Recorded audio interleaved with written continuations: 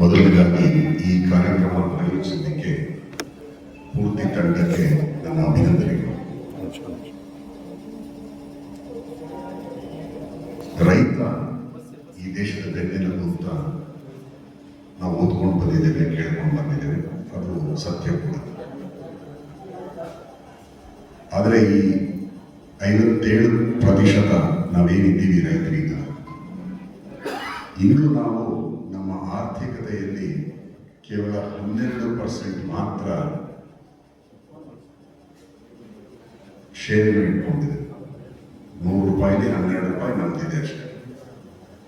ಆದರೆ ಇದನ್ನ ನಾವು 30-35 ರೂಪಾಯಿ ಹೆಂಗೆ ತಗೊಂಡೋಗೋದು? ಅದು ತಗೊಂಡೋಗ್ಬೇಕು ಅಂದರೆ ನಾವೇ ನಮ್ಮ ಸಫಲತೆಗೆ ಕೆಲಸ ಮಾಡಬೇಕಾಗುತ್ತೆ. ಅದಕ್ಕೊಂದು ಸಪೋರ್ಟ್ ಸಿಸ್ಟಮ್ ಬೇಕು. ಆ ರೀತಿಯ ಸಪೋರ್ಟ್ ಸಿಸ್ಟಮ್ನ ಕೊಡುವಂತಹ ಪ್ರಯತ್ನದಲ್ಲಿ ಈ ಕಾರ್ಯಪಡೆ ಇದೆ.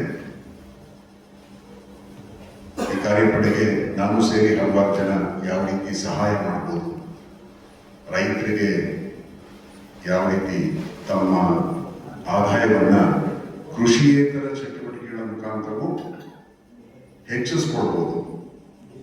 ಕೃಷಿ ಮತ್ತು ಕೃಷಿಯೇತರ ಎರಡರ ಬಗ್ಗೆ ನಾವು ಗಮನ ಕೊಟ್ಟಾಗ ಬಹುಶಃ ನಮ್ಮ ಈ ದೃಷ್ಟಿಕೋನಕ್ಕೆ ಅಥವಾ ಒಂದು ಸಾಧನೆಗೆ ಮೆಟ್ಟಿಲಾಗುತ್ತೆ ಅಂತ ಭಾವಿಸ್ತೇನೆ.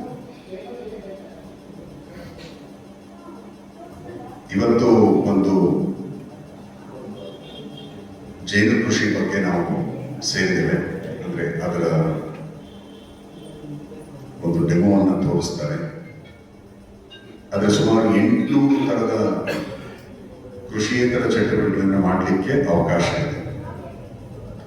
ಹಾಗಾಗಿ ನಾವು ಮನಸ್ಸು ಮಾಡಿದ್ರೆ ನಮ್ಮ ವೈಯಕ್ತಿಕ ಜೀವನವನ್ನು ನಡೆಸ್ತಾ ಸಮಾಜಮುಖಿಯಾಗಿ ರೈತ ಬಾಂಧವರಿಗೆ ನಾವು ಸಹಾಯ ಮಾಡಿಕೊಡೋದಾದ್ರೆ ಖಂಡಿತ ಈ ಎಲ್ಲ ಕಾರ್ಯಗಳನ್ನು ನಾವು ಮಾಡಲಿಕ್ಕೆ ಸಾಧ್ಯ ಆಗುತ್ತೆ. ಅಂಥದಕ್ಕೆ ಈ ಕಾರ್ಯಪಡೆ ಖಂಡಿತ ನೆರವಾಗುತ್ತೆ ನನ್ನ ಆಶಾಭಾವನೆ.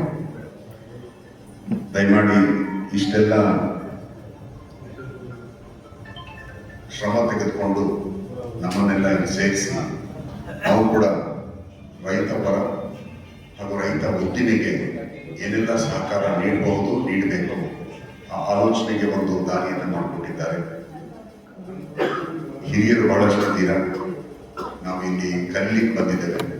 ಹಾಗಾಗಿ ನಾನು ಇನ್ನು ಹೆಚ್ಚೇನು ವಿಷಯವನ್ನು ಹೇಳಿದೆ, ಹಿರಿಯರಿಗೆ ವಿಷಯಗಳನ್ನ ತಿಳಿಸ್ಲಿಕ್ಕೆ ಅವಕಾಶ ಮಾಡಿಕೊಟ್ಟು ಅನುವು ಮಾಡಿಕೊಟ್ಟು ಅವರ ಮಾತುಗಳನ್ನ ಕೇಳಲಿಕ್ಕೆ ನಾನು ಬಂದಿದ್ದೇನೆ.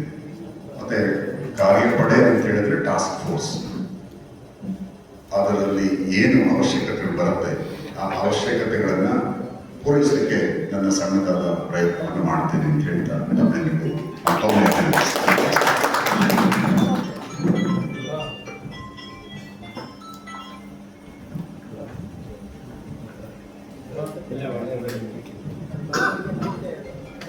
ಕಾರ್ಯಕ್ರಮದ ಉದ್ಘಾಟನಾ ಭಾಷಣ ಮಾಡಿ ತಮ್ಮ ಸಹಾಯವನ್ನು ಈ ಸಂಘಟನೆಗೆ ನೀಡ್ತೀನಿ ಅಂತ ಹೇಳಿರುವಂತಹ ಕರಣ್ ಸರ್ ಅವರಿಗೆ ಧನ್ಯವಾದಗಳು.